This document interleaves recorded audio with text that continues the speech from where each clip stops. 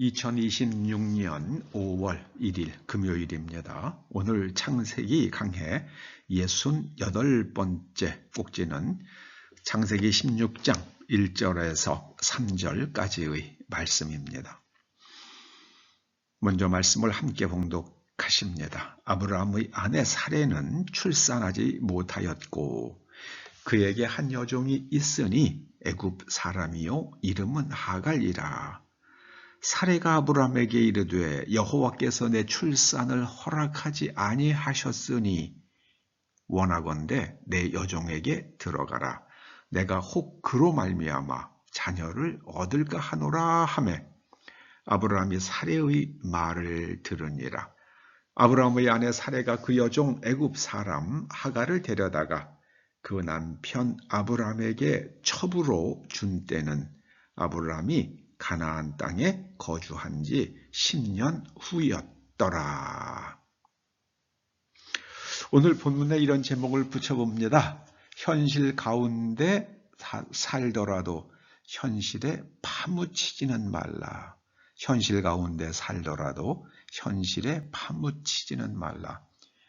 아브라함이 가나안 땅에 거주하면서 아브라함은 물론이고 사레조차도 가나안 사람들의 사고방식, 삶의 방식, 거기에 물들어갑니다. 그게 바로 가나안 땅에 거주한 지 10년 후였더라 하는 말씀에 드러납니다. 소돔과 고모라가 심판을 받은 다음에 롯의 두 딸이 아버지와 동침을 하죠. 그래서 각각 아들을 낳게 되는데 그 사람들이 바로 모압과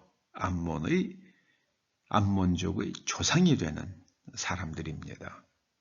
그러니까 가나안 땅에 살면서 아브람과 사레 그리고 롯 모두가 다 가나안 사람들의 사고방식, 삶의 방식, 의사결정 방식에 문제 해결 방식에 젖어 들어갑니다. 그래서 제가 제목을 현실 가운데 살더라도 현실에 파묻히지는 말라 이렇게 정해본 겁니다. 로마서 12장에 보면 이런 말씀이 나오죠.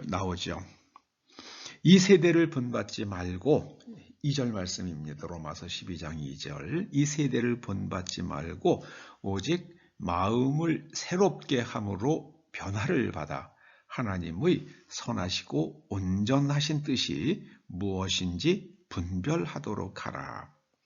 마음을 새롭게 해야 돼요.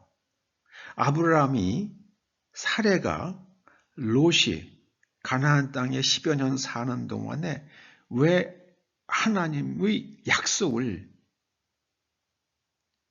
믿지 못하게 된 것입니까? 처음에 믿었어요. 그렇다고 부인했느냐? 그것도 아니에요. 그러면서 그 하나님께서 주신 그 약속이 점점 흐려집니다. 그 이유는 그들이 날마다 마음을 새롭게 하지 않았기 때문입니다. 로마서 12장 1절은 이렇게 말씀합니다. 너희 몸을 하나님이 기뻐하시는 거룩한 산 제물로 드리라. 이것이 영적 예배니라. 아브라함과 사레와 롯은 그들의 몸으로 살아가는 삶, 현실 속에서 몸으로 살아내는 삶을 하나님께서 기뻐하시는 살아있는 제물로 드리지 못했던 겁니다. 그러니까 그들이 하나님께 영적 예배를 드리지 못했던 거예요. 이게 정말 깊이 생각해야만 합니다. 예배의 형식을 따라가는 것은 전혀 어렵지 않아요. 주일날 드리는 예배도 그렇죠. 교회 와서 그냥 앉아있으면 돼요. 그렇다고 예배 드린 겁니까?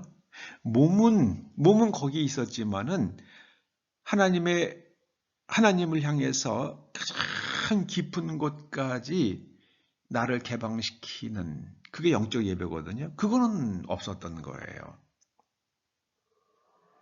사레가 자신의 여종 하갈을 남편에게 첩으로 내어줍니다. 또 공교롭게 또 하갈이 아이를 낳죠. 그런데 아이를 낳고 나서 하갈의 태도가 바뀝니다. 여러분, 상황이 바뀌면 사람은 얼굴을 바꿔요. 말이 달라집니다. 이것이 인간이에요. 아브라함은 사레가 그런 제안을 했을 때에 그 말을 깊이 헤아리지 않았어요. 하나님 앞에 여쭙지 않았습니다. 하나님께서 저에게 약속하시기를 제 몸에서 날짜가 상속자가 될 뿐만 아니라 그의 후손이 하늘의 별처럼 많아지리라 하셨는데 세월이 이제 이렇게 흘렀지만 제게 아직 아이가 생기지 않습니다.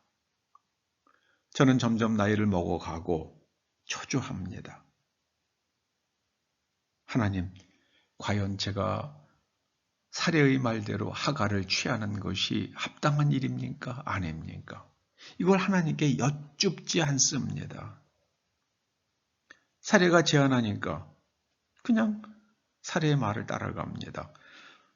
또 사례의 몸종 여종인 하갈을 젊은 여자니까 호기심이 생겼을 수도 있겠죠. 여러분, 중요한 것은 정말 중요한 일은 하나님께 여쭈시기 바랍니다. 여러분 스스로 결정하지 마시고 하나님께 여쭈어 보세요. 그러면 계속 기도를 하다 보면 여러분 이렇게 할까요? 저렇게 할까요? 어느 것이 하나님의 말씀에 합당한 일일까요? 하고 계속 그렇게 하나님의 뜻을 여쭈다 보면 하나님께서 말씀을 기억나게 하세요. 어떤 말씀을 듣게 하시거나 어떤 말씀을 읽게 하시거나 그렇게 하십니다. 그래서 말씀을 통해서 하나님께 여쭙는 것에 대해서 응답을 하세요. 정말 마음에 깊이 새겨 들으시기를 간절히 축원합니다. 이 하갈이 낳은 이스마엘의 후손과 그리고 이제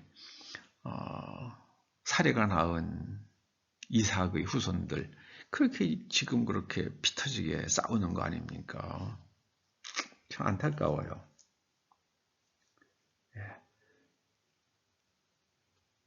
여러분 세월을 결코 간단하게 생각하지 마시기 바랍니다. 가나안 땅에 10여 년 거주하는 동안에 아브라함과 사레와 롯은 또 롯의 딸들은 모두가 다 가나안 사람으로 점점 가나안 사람들의 삶의 방식, 사고 방식이 점점 그들의 뇌 속에 스며들어갑니다. 저는 우리나라의 현실에 대해서 굉장히 근심하는 편입니다. 굉장히 근심을 많이 해요. 지금 우리나라 이제 사법 체계가 완전히 와해가 됐잖아요. 네. 예컨대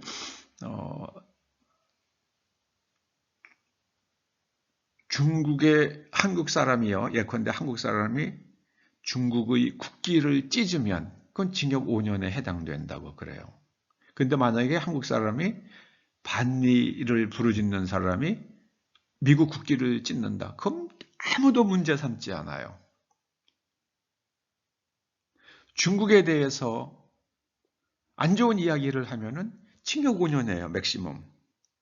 미국에 대해서 안 좋은 이야기를 하면 그거는 전혀 문제가 되지 않아요. 미국 망한다, 미국 나쁘다, 미국 악하다 이런 얘기를 하고 트럼프를 아무리 비난을 해도 아무 문제가 되지 않아요. 그러나 중국의 주석인 시진핑을 비난한다 그러면은 아마 당장 경찰이 수사하고 감옥에 가두지 않을까. 현재 그게 우리나라 현실이잖아요. 그러니까 미국 의회에서 당장 문제가 되고 있잖아요. 미국 문제에서 드디어 이제 문제 삼기를 시작했습니다. 앞으로 어떤 일들이 일어날지 모르겠어요. 예. 스위스 은행 하나가 뭐 이란 어쩌고저쩌고 돕는 뭐 금융거래를 했다가 이번에 그냥 그대로 뭐 며칠 만에 그냥 문 닫았잖아요. 제법 큰 은행이요. 한국의 은행들 글쎄요, 어떤 일이 일어날지 모르겠어요. 예, 어떤 일이 일어날지 모르겠어요. 스위스 은행도 난리는데요. 여러분 정신 바짝 차리고 살아야 될 때가 지금이 아닌가 생각이 되고요.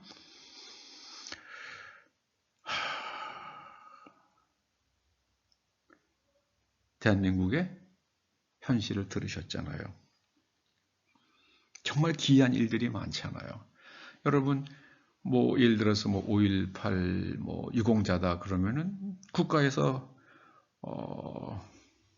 만약에 무슨 뭐 연금을 준다거나 뭐 이렇게 하면은 그 명예로운 일이라고 생각을 해야 되잖아요. 그런데 그 명단을 절대로 공개하지 않잖아요. 왜 그런지 모르겠어요. 그 명예로운 일인데 국가 연금이 들어가는 일인데 그 명단은 절대로 공개 못 하겠대요. 이런 이상한 일이 어디 있어요? 왜 그런지 모르겠어요. 여러분 깊이 생각하시기 바랍니다. 현실 가운데 살아가지만 현실에 파묻히지 마십시오.